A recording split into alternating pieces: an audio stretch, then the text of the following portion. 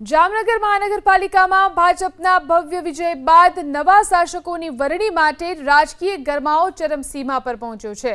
જામનગરમાં મેયરનું પદ સામાન્ય મહિલા માટે અનામત હોવાથી વોર્ડ નંબર 8ના તૃપ્તિબેન ખેટિયા અને વોર્ડ નંબર 9ના મોનિકાબેન વ્યાસના નામો પ્રબળ દાવેદાર તરીકે ઉભરી આવ્યા છે, જેમાં તૃપ્તિબેનનો ચાન્સ વધુ હોવાનું મનાય છે।